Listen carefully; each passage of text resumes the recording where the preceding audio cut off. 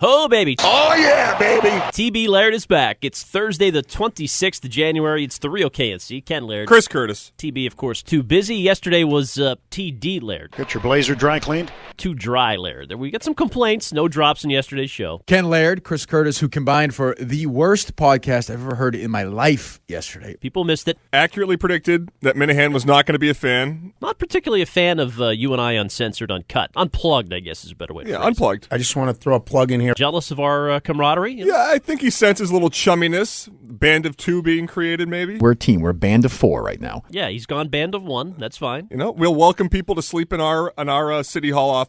If necessary, we'll use City Hall itself. Or perhaps in our hotel room in Houston with our points provided by Papa. Our friggin' producer's paying for his own room in Houston. I was able to use my dad's points to get my own room at the Hilton. He's 43 years old. He's using his dad's Loser. point. Some of us have to get our own room our own way. With your Alex Reamer, you can go and join the company a day ago, and you got your own room. You got Sell your own- body for sex and... Get on Grindr and bing, bang, boom. You're in Houston and partying it up. He gets a room, and you're going to pay for yours. Isn't that crazy? What is going on?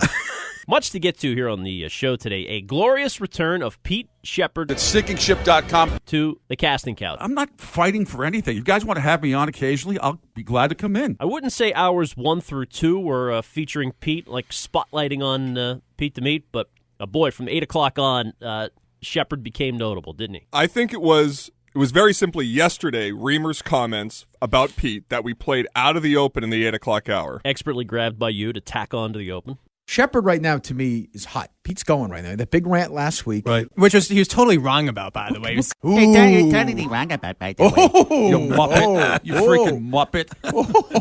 Christ. You're totally wrong about it right away. Whoa.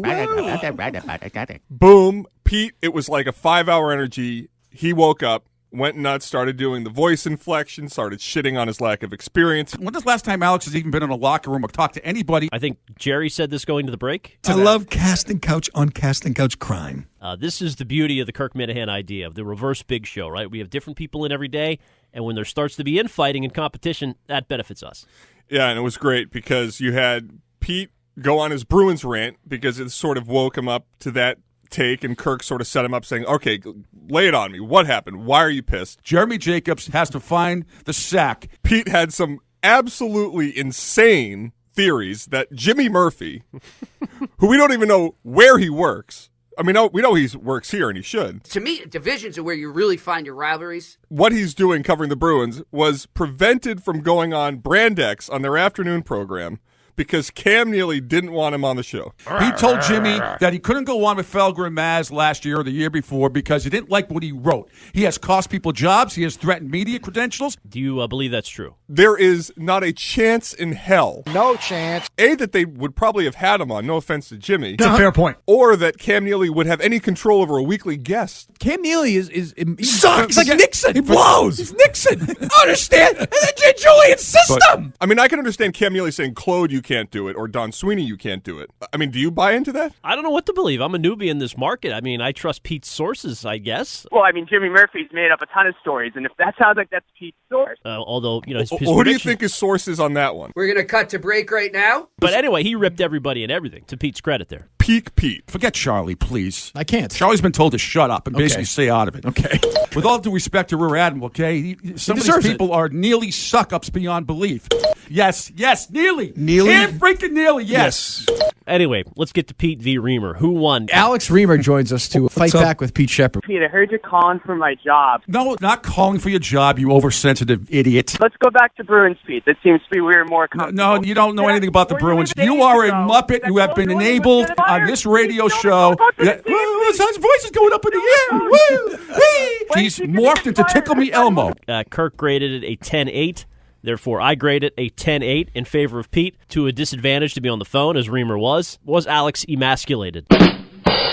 No pun intended there. I give the win to Pete. I'll go 10-7, a little bigger win. 10-7, jeez. Here's why. Almost never see a 10-7. Pete had everything to lose today. Because if he had a shitty performance, if he didn't go back at it, if he didn't wake up at 8 o'clock, odds are we don't see Pete again until Memorial Day. I don't think he was bad the first 2 hours, but we'll get to this coming up. We had Marty Walsh on. He was very quiet there, which is fine. Absolutely his prerogative, not mad at him. What else did we got into? A little bit of like the waterboarding topic. We had which kinda coward set it up. talk.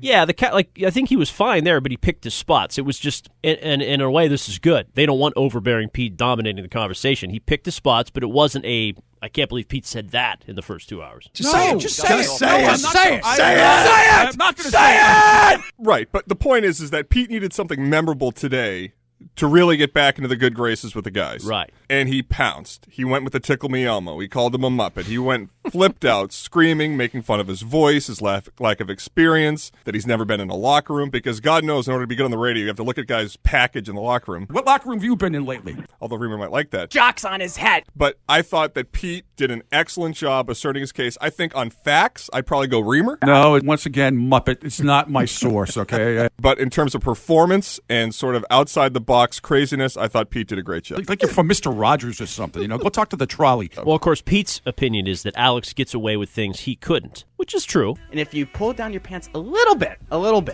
it can go down your crack there. And if someone's on their knees below it. Pete seems a little bothered by that. I think because he is gay, he thinks there are certain rules that don't apply to him. Because stuff that he said on the air, if I said it, I'd be fired. If I told stories about homosexuals doing shots down other homosexuals, well, that would make you homosexual. If I said it, I was at a lesbian bar and watched a woman do the exact same thing, but described it in nauseating detail, I would probably be fired. Why is it nauseating? I would probably be fired. Why is it nauseating to you? Maybe Pete wants to be speaking about lesbian trips to lesbian bars, I don't get the sense listening to Pete on other shows that he really wants to go off script from sports. So I don't really know what the hell he's getting at. Like he wants to sit there and talk about riveting radio. That's a little bit. That's go just down your great. crack there. And if someone's on their knees below. If I talk about women that way, do I not get in trouble? Like I don't sense Chris Price and him trying to veer that direction. How you doing? How was Buffalo? It was awesome. It really was. It's never dull when you go to Buffalo. It's never dull when you hang out with Bills Mafia. There's always something going on. There's stuff flying on the field. There are people cheering from the stands. And oh, by the way, Field Yates, that's really weighing heavily on Pete. Boy, God, does he miss Field Yates? But he's young and he's great at what he does. He will never forgive ESPN. The only thing nothing about Deflategate, nothing about Mortenson's report. It is taking Field Yates away from NFL Sunday. That's the point. Field Yates. God forbid. My only take from Field Yates on the NFL Sunday show is that his phone sucks. I've never actually heard what he says. I don't know. He was an intern with the Patriots, and all of a sudden he's an NFL expert. Mm-hmm. Speaking about not paying your dues, Pete. Yeah, that's a big thing with Pete, paying the dues. Same dues that you paid working your way up to where you are now. You started low, and now you're high. Get it? And Pete got called out by Bill and Newton today. Oy vey. Gain 300 pounds, become a no-talent fat slob like you were. Look on a talented 300-pound guy, ride his coattails for 15 years, and then get fired for playing online poker. Exactly. Like the moron. Exactly. An excellent show today. From headlines on, it's about as good of a 2.5 hours as this show's done in a while. Well, I even liked the open. I liked the Colin Cowherd segment out of the gate. I thought that was very entertaining. Charlie Pierce battling with Le Batard. We did sort of double down on that at 7 with the guy from Atlanta and also the Rob Parker soundbite. So I like the first 2 hours, I think were pretty good, pretty solid. And then the last two put us over the top. Yeah, I think in terms of the show, you're not going to find many better than the one today all around. We had as you mentioned, the Rob Parker, idiocy. I spoke with him last night. He thought he was harassed the last time he was on. I said, well, if you say something dumb. Oh, he didn't even know. He's like, what did I say that's getting people in Boston so angry? I'm like, Rob, are you joking around?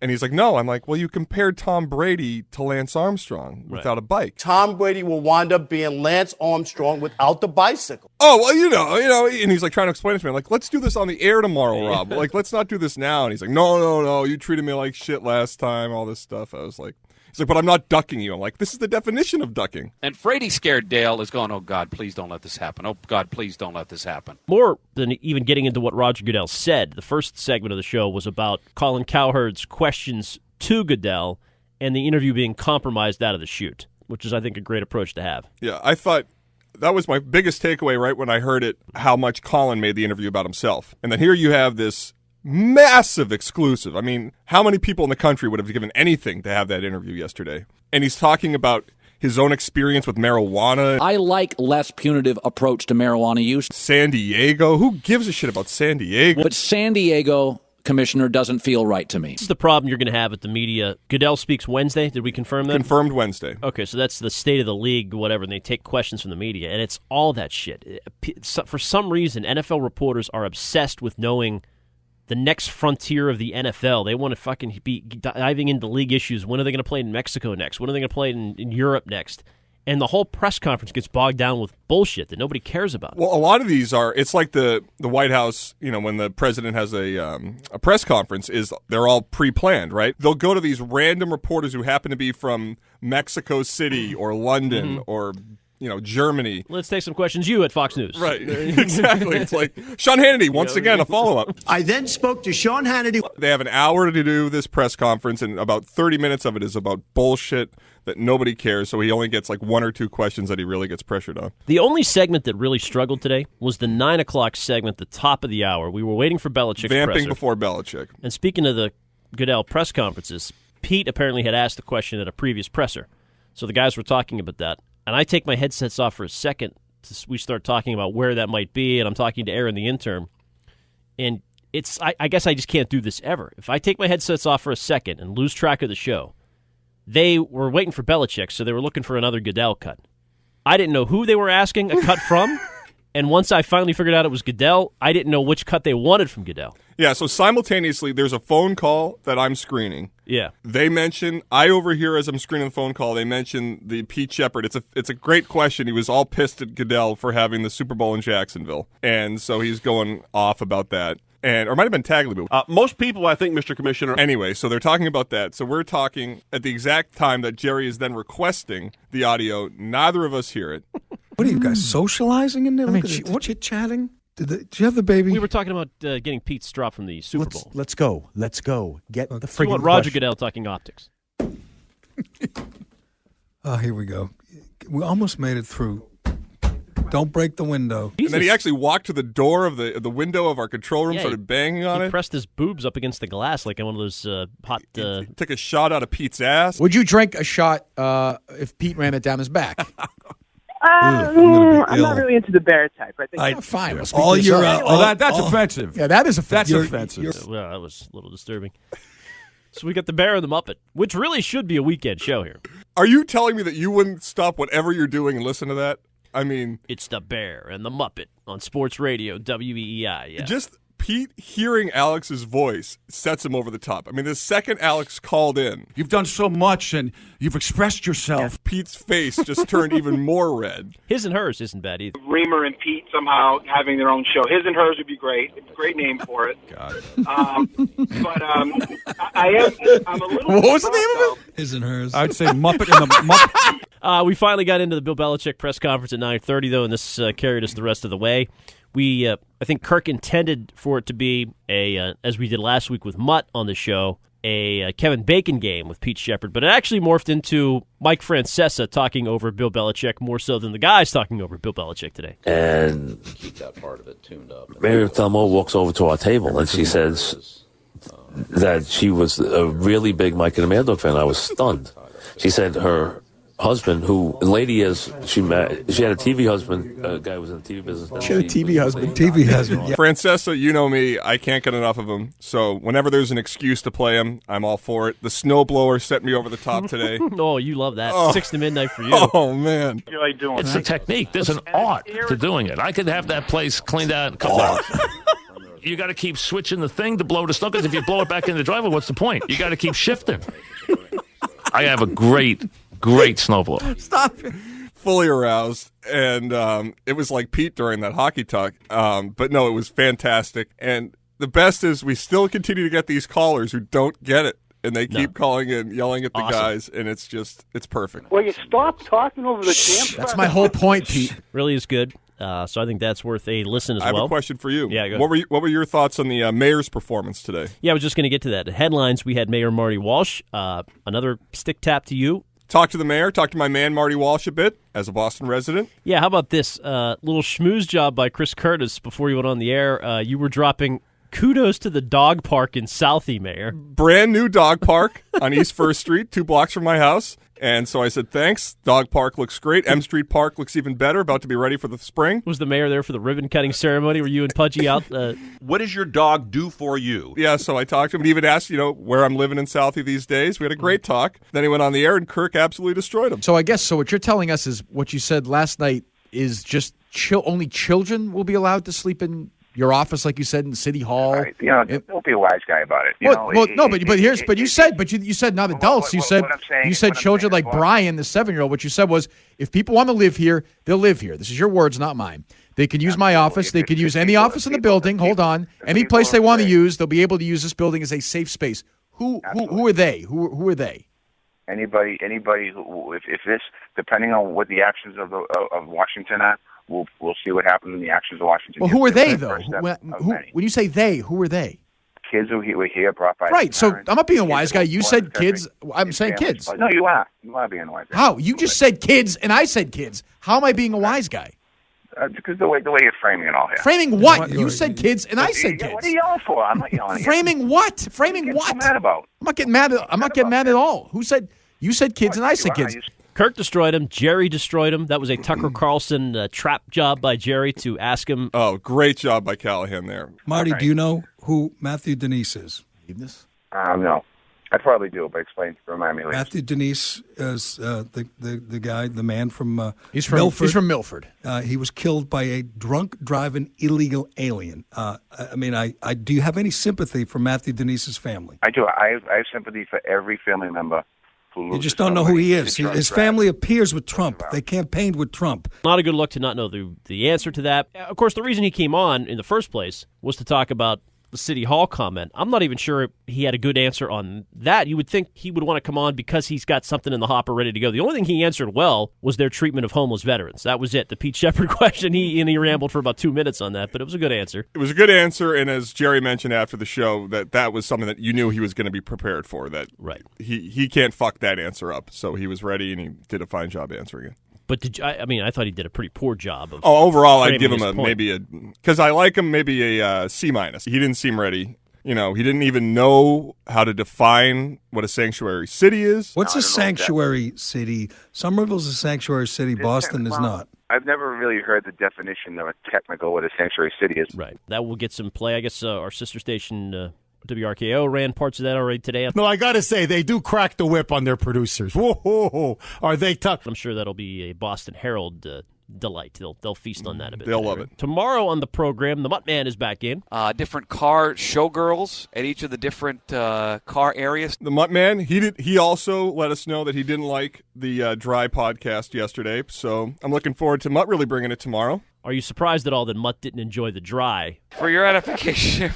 Hold on. Very good point. Podcast yesterday. We've established Mutt likes it wet. Back at it here in the Herb Chambers Honda pregame show. Well, you listened to it at Tony C's. We got the text at 11. Like, God, wait till 2. Mutt loves us. He knows it. And and our first conversation with D Wood. Hey, D Wood, it's Ben Volen here. I want to ask you a football question. We'll mock that a little bit, and we'll see. Somebody at ESPN or Fox or somewhere will say something stupid about the Patriots today, so I'm sure we'll react to that. I thought this would be a boring week, but this actually has been quite entertaining. Fascinating. I know. With all the national media weighing in, as Jerry says again, the TDS, Trump derangement syndrome.